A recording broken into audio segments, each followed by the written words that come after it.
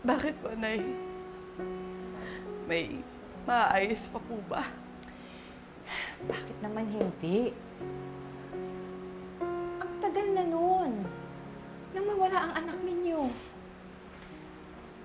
5 taon, mahigit na.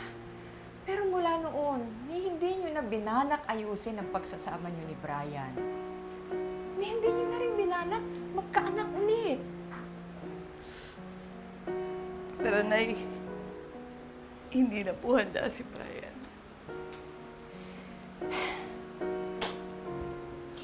Ikaw din naman anak eh. Ako naman talaga eh. Ako naman talagang may kasalanan lahat ng to. Inaamin ko naman yun, Nay. Pero, Nasaktan ka sa pagkawala ng iyong anak. Nasaktan din naman si Brian. Nakalimutan mo lang siya. nakalimutan.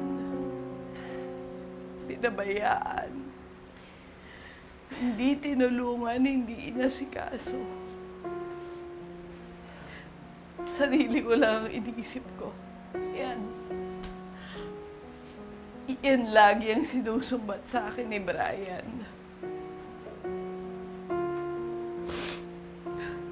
Kaya ngayon ay, sige nga, paano ko siya haharapin? Paano ko maaayos ng lahat ng to? Ang tagal na namin ganito ni Brian.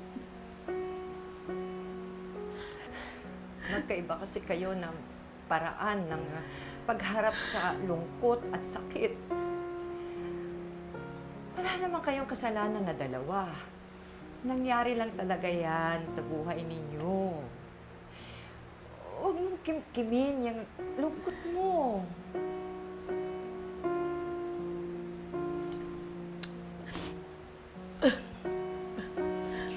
Bakit ganun ay? Lagi naman ako nagdadasal eh. Lagi ako nagdonobena eh.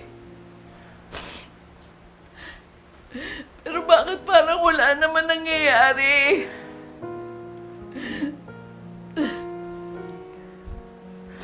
Na hindi ko na alam kung kanino ako magtitiwala.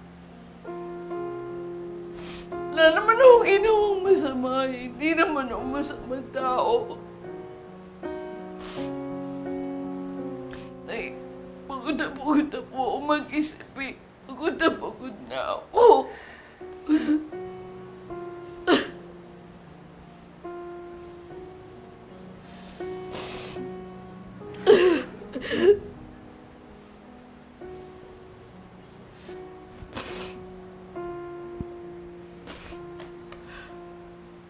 Alam niyo na itinuring ko na tunay na anak si Rose. Siya lang sapat na. Siya talaga yung nakakapagpasaya sa akin.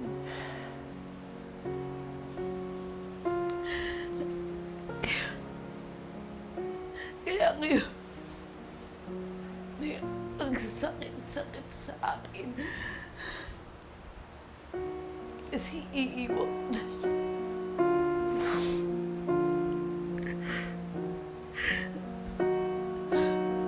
Ngayon lang kami magkakahiwalay magmula nung bata pa siya.